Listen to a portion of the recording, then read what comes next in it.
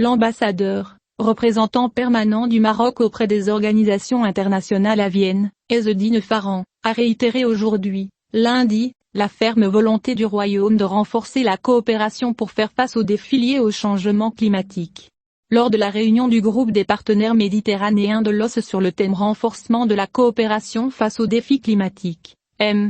Farhan a passé en revue les principales actions entreprises par le Maroc dans le cadre de son engagement à soutenir les efforts de la communauté internationale pour faire face au changement climatique. Dans ce contexte, il a mentionné que le Royaume a signé la Convention cadre des Nations Unies sur les changements climatiques en 1992, l'a ratifiée en 1995 et a accueilli en 2001 la 7e conférence des parties COP7, qui a activé le protocole de Kyoto. Il a ajouté que dans le cadre de cette dynamique, le Maroc a organisé en novembre 2016 à Marrakech, pour la deuxième fois, la conférence des parties, COP22, qui a été marquée par l'adoption d'une série d'engagements pour la mise en œuvre de l'accord de Paris. Au niveau régional, le diplomate marocain a déclaré que le Maroc s'est engagé à faire des questions climatiques en Afrique une priorité, et appelle à la justice climatique dans ce continent qui souffre des conséquences négatives du changement climatique en tant que continent le moins émetteur. Il a noté que Sa Majesté le roi Mohammed V a initié l'organisation du premier sommet de l'action africaine,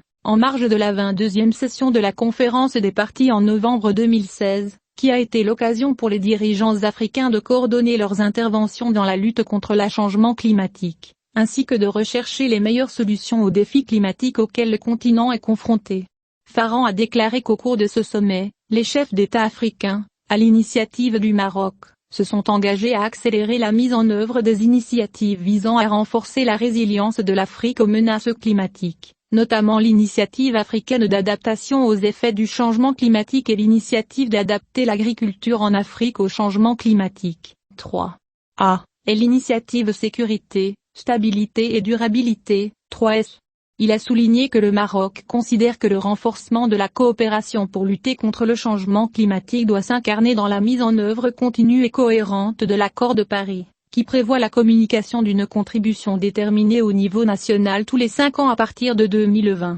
Farhan a indiqué, à cet égard, que le Royaume a commencé en 2020 à revoir la contribution déterminée au niveau national, qui a été initialement soumise au secrétariat de la Convention cadre des Nations Unies sur les changements climatiques le 19 septembre 2016, après son adhésion à l'accord de Paris. Après avoir rappelé les objectifs de la contribution marocaine, il a souligné que la révision à la hausse de la contribution marocaine montre l'ambition du Royaume de contribuer pleinement et dans la limite de ses capacités sociales et économiques actuelles et prévues, en réponse à la situation d'urgence climatique confirmée par les rapports du groupe d'experts intergouvernemental sur l'évolution du climat, en particulier l'objectif mondial de neutralité climatique. À cette occasion, il a évoqué le processus d'élaboration de la stratégie de développement bas carbone à l'horizon 2050, lancée début 2020, en vue d'aboutir à une vision intégrée, collective et commune, qui fixe les grandes orientations de l'économie et la société marocaine entre 2020 et 2050.